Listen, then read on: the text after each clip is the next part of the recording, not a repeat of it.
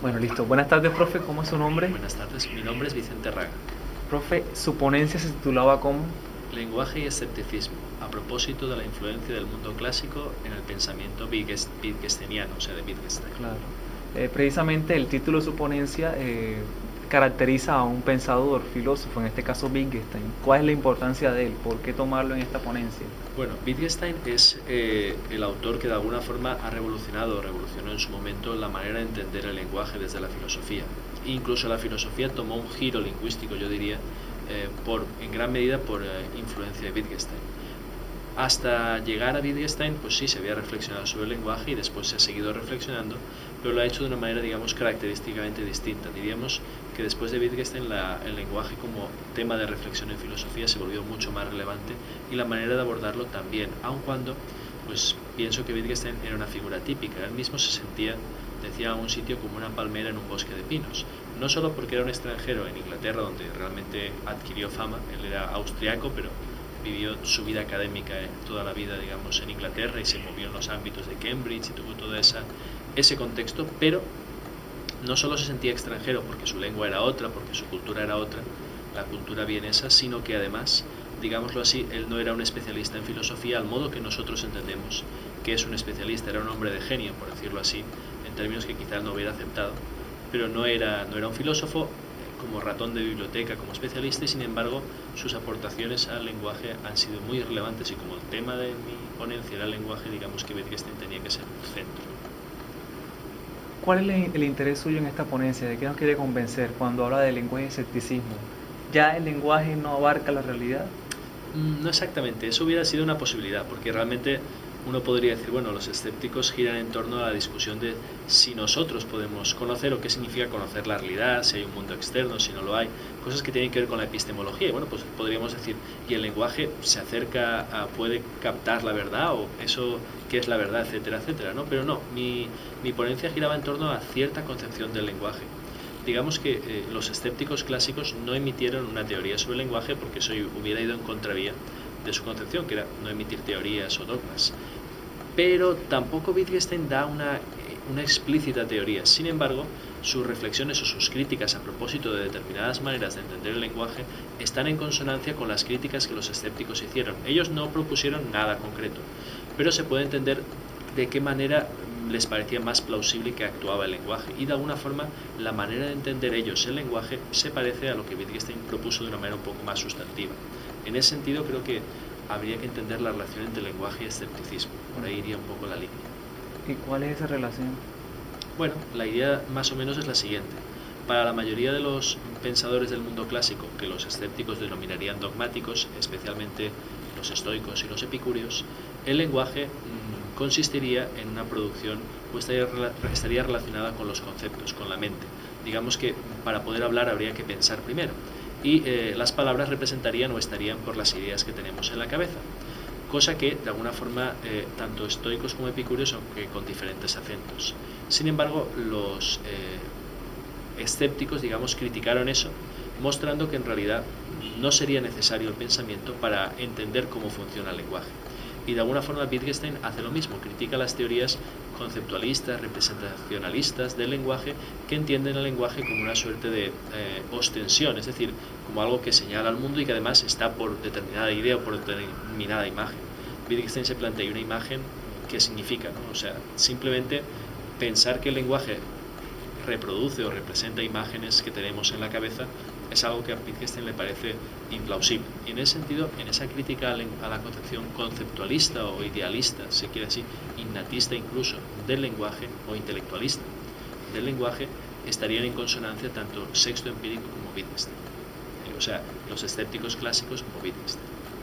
Profe, en su ponencia o en su investigación, ¿usted da cuenta de esa evolución de Wittgenstein como pensador? ¿No le interesa? Sí, claro, hay una evolución de Wittgenstein y es evidente que hay bueno, se habla de un primer Wittgenstein, de un segundo, Exacto. de un tercero. Yo no estoy del todo seguro, porque yo veo que muchas de las cosas que dice Wittgenstein en el primer Wittgenstein, en el Tractatus, aparecen de manera consonante o coherente en el segundo. O sí, hay elementos diferentes, hay avances. Wittgenstein, entre medias o en medio de, digamos, sus avances, o en su locura, iba a decir, ¿no? En sus momentos un poco más especiales, pues dejó la academia, fue a una escuela con niños pequeños y cuando volvió al mundo académico tenía una visión muy diferente de la que a lo mejor tenía en un mundo muy tecnificado y especializado como el de la academia, como el de Cambridge y como el que había recibido en el ámbito, digamos, o en el entorno del neopositivismo. Pero aun cuando él de alguna forma avanzó en sus pensamientos, yo creo que hay una consonancia o una coherencia de fondo, cosa que además es casi habitual en todos los pensadores. Platón, por decir algo, hay un momento del Teeteto en adelante en que parece que ya no hace referencia a las ideas del mismo modo, incluso en el Teeteto no aparecen las ideas, pero eso no quiere decir que renuncia a una teoría o a ciertas concepciones sobre una necesidad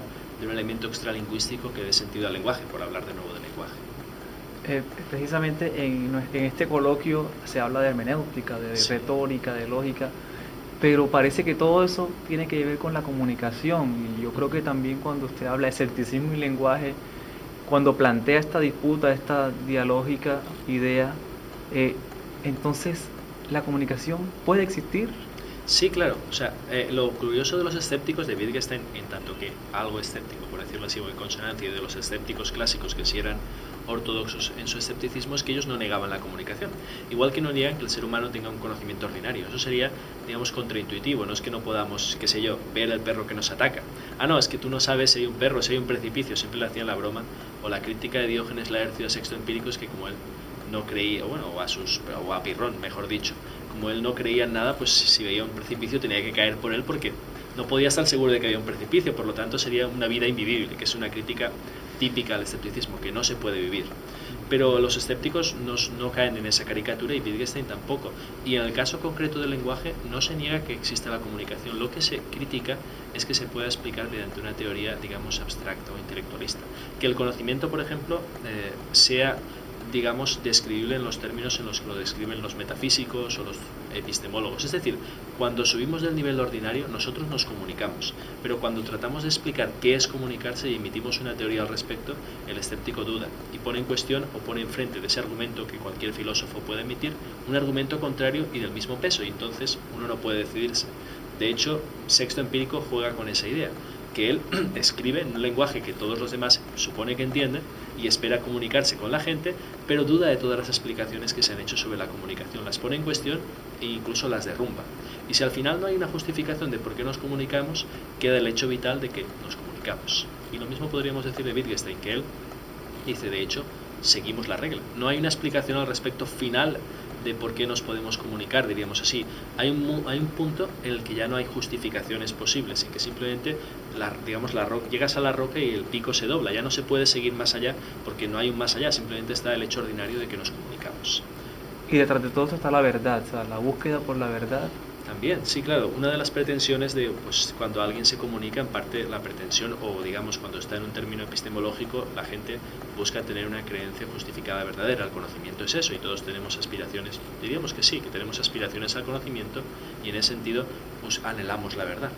Digamos más aún, los seres humanos queremos que nuestras creencias coincidan con el mundo que tenemos alrededor y cuando coinciden tenemos la verdad, pero no queremos que sea de manera azarosa o casual. Por ejemplo, si yo digo, los números que he comprado del baloto van a coincidir con los números que saldrán en la televisión. Si coincide, soy afortunado y soy feliz. Pero digamos que en general no queremos que sea una cuestión solo de fortuna, sino que uno quiere acertar todas las veces de una manera, digamos, racional, justificada.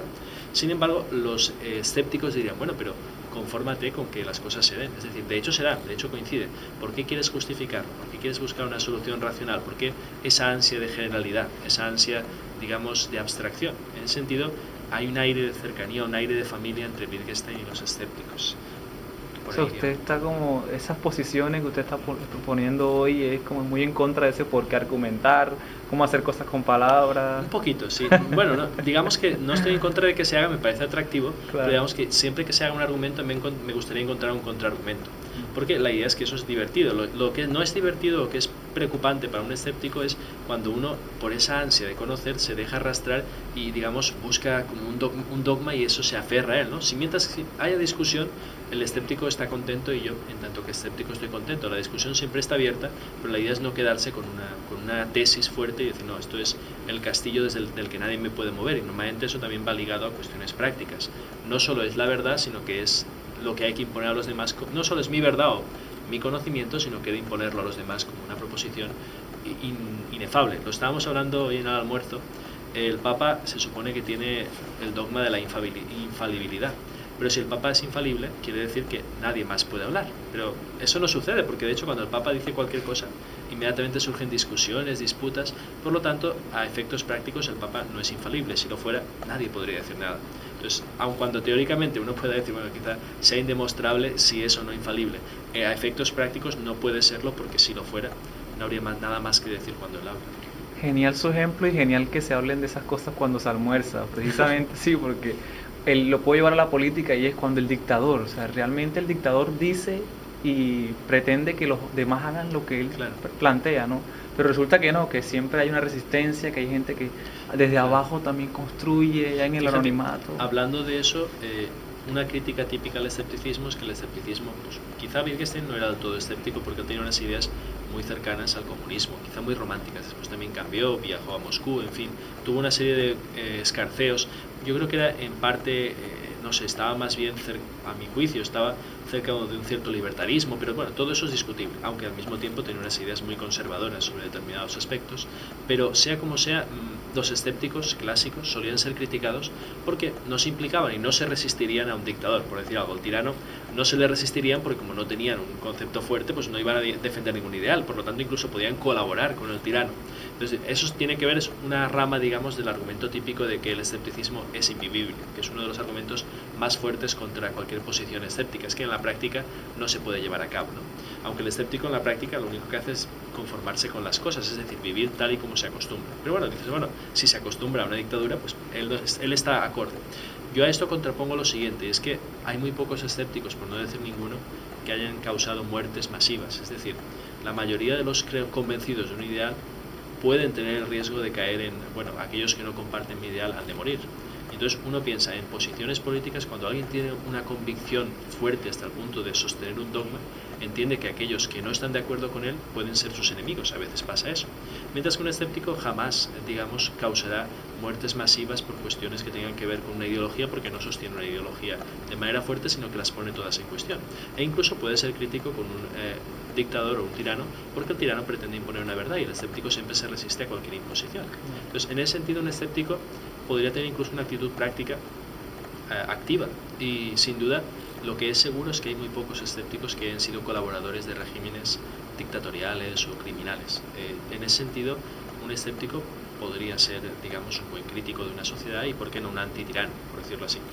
O alguien que se mueve contra eso. Sí, un escéptico no tiene como metas y de pronto es un rebelde, ¿no? Digamos que es la posición escéptica es reactiva, esto es, siempre reacciona a algo, no es una posición que plantee algo de entrada, sino que siempre es en reacción a algo. Exacto. Y en ese sentido, pues sí, claro, no tiene una meta definida, una serie de ideales que defender y por los que morir, pero sí puede morir, por ejemplo, por defender que nadie le imponga unos ideales o de manera agresiva o violenta. En ese sentido, el escéptico es siempre reactivo, pero es una reacción que yo creo que es saludable. De hecho, incluso aunque uno no sea escéptico, puede pensar que el conocimiento o una vida mejor puede avanzar cuando alguien pone en cuestión que lo que hay es lo mejor. Es decir, cuando uno no se queda simplemente con, bueno, ya conocemos, no hay nada más que conocer. El escéptico va y dice, quizá no conozcamos, y entonces eso activa los mecanismos del conocimiento, hace que ahonde digamos, lo epistemológico y también, ¿por qué no, lo práctico? En ese sentido, el escepticismo es quizá un compañero inseparable del conocimiento y de la práctica política. Si no hay eso, es muy difícil que se avance. Es como un aguijón, digámoslo así, como un tábano para la ciudad.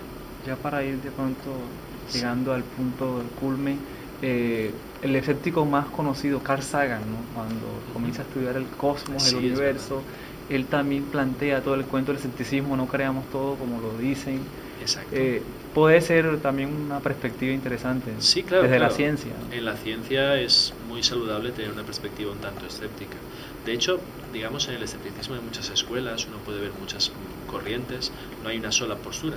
Y dentro de la ciencia ha habido posturas radicales que piensan que la ciencia contra el método, como Feyerabend, pero hay autores que no son tan radicales y contribuyen al avance de la ciencia, pues digamos, sin necesidad de destruir cualquier posibilidad de avance de la ciencia, sino que más bien colaboran con ella, aunque no asuman posturas dogmáticas en un sentido u en otro. Kuhn, en cierto sentido, con la teoría de las revoluciones científicas y demás, es un crítico de la ciencia, pero de una ciencia que se entiende como un progreso racional ineluctable. Digamos que es crítico en ese sentido con el optimismo ilustrado. Y hoy en día, después de tantas crisis de la razón, pues yo que sé, tantos regímenes que han sido racionales como el nazismo, que era un mecanismo racional de destrucción de los seres humanos, nos damos cuenta de que la razón no es siempre luminosa, ni siempre lleva al progreso, ni tenemos una confianza en que el progreso sea algo ineluctable. Y en ese sentido yo creo que somos más escépticos que nuestros, digamos, antepasados ilustrados. Carl Sagan sería un heredero de esa posición un tanto escéptica o distanciada, que yo creo que es saludable. Para una pregunta última sería, un entrevistador diría, ¿qué diría Wittgenstein si ve una película hoy, si eso representa la realidad? Pero yo le preguntaría, profesor Vicente Raga, usted después de leer a Wittgenstein, ¿qué piensa, por ejemplo, cuando ve cine? Bueno, hay algo muy interesante, y es que Wittgenstein era amante del cine de vaqueros, bueno, sí, del cine de cowboys y demás. Veía mucho cine y sin embargo no le gustaba el cine en un sentido. Él decía que en las películas todo pasa muy deprisa. Entonces la idea es que en la película no se subraya nada y digamos que parece que a él le resultaba como una especie de descanso, lo entendía como un escape, pero muchas veces como la novela negra, de la que también era muy aficionado, pero no lo veía como algo, digamos, filosóficamente relevante, cosa que yo creo que es falso, o sea, creo que ahí estaba equivocado. Pero sí es cierto que hay una cierta distinción. En el cine no se subraya nada y es cierto que las cosas, bueno, se puede subrayar, hay elementos de repetición, pero ciertamente es difícil si uno no hace una revisión con cámara lenta, a veces se pierden muchos detalles, mientras que en la literatura o en la filosofía específicamente uno ha de pasar y repasar un texto y muchas veces uno lee y relee un texto, vuelve sobre él, vuelve después de un tiempo, subraya, anota. En una película eso es más complicado. En ese sentido hay una distinción entre, digamos, lo que sería el pensamiento conceptual y lo que sucede en la representación. Cómo pasar aquello que es conceptual o aquello que es abstracto, cómo pasar al cine, digamos, todos esos elementos. Parecen como discursos diversos y ha habido problemas. Yo recuerdo los intentos, por ejemplo, de Einstein de pasar El Capital a cine, o algunas películas un tanto frustradas que se han hecho pues sobre vidas de filósofos. Resulta difícil, uno no sabe la vida de Sócrates, la de Descartes, en fin, la de Wittgenstein que se intentó pasar a cine, o la de Hannah Arendt hace poco. En fin, uno dice, bueno, ¿hasta qué punto no se convierte en una curiosidad biográfica, a veces un biopic, que podría ser sobre un autor, qué sé yo, de novelas o un famoso director de cine, y no captan la especificidad, o a veces parece que se escapa un poco la especificidad filosófica, o por qué no se hace una película sobre la República, por decir algo, o sobre las investigaciones, ¿no? ¿Es posible hacerlo? Pues hay una distancia, y sin embargo yo pienso que hay películas que a uno lo invitan a pensar. Y en ese sentido, si la filosofía hace algo, es invitar a reflexionar, a ver las estructuras que hay detrás de nuestro mundo, a no quedarse con la primera impresión, a cuestionar cosas, y el cine tiene cierta sintonía con eso. Entonces yo pienso en autores como Cavell, en fin, que han hecho toda una serie de reflexiones sobre la relación entre cine y filosofía. Así que yo pienso que aunque leyendo a Wittgenstein uno como que rechazaría el cine como un medio apropiado para la reflexión filosófica, sin embargo, en contravía de eso, yo creo que el cine, igual que todas las demás expresiones digamos, del ser humano, pueden ser objeto de reflexión filosófica, o pueden ser discursos, o pueden ser vías para la, digamos, exploración filosófica, como una novela o un relato. Pero tiene su propia especificidad, y lo que sucede es que a veces falta esa formación filosófica en el director o en el guionista, que si se diera, posiblemente podría dar pie a un discurso que fuera filosófico, aunque en los términos cinematográficos. Yo no creo que estén, digamos, como imposibilitados o separados de manera radical. Lo que sucede es que muchas veces falta esa, digámoslo así, formación. Y yo pienso en Cavell, que por ejemplo Stanley Cavell ha hecho reflexiones sobre cómo el escepticismo, que según él, interesantemente, recorre toda la modernidad literaria, está presente en un cine que uno no pensaría jamás que tuviera relación, que es el cine de enredo matrimonial, las películas clásicas del Hollywood de los años 30, 40, 50, 60, desde Sucedió una noche y cosas así, películas, digamos, del re-engagement o de volverse a casar, ¿no? Esas películas, para este señor, según su análisis, representan una suerte de, digamos, plasmación de la duda que el escéptico pone sobre el mundo, y cómo el escéptico, digamos, tiene que reencontrarse, volver a encontrar el mundo. Bueno, pues de alguna forma, según él, las películas cinematográficas de esa época reflejan ese volver a conectar, volver a enganchar con el mundo después de un periodo de distancia que sería el escepticismo. Bueno, pues eso es valioso, y yo pienso que si Cavell puede hacerlo desde la filosofía, es decir, mirar al cine, ¿por qué no va a poder el cine mirar a la filosofía? Yo creo que sí. Profe, muy interesante, muy chévere todo esto. Muchísimas gracias. A usted, muchas gracias.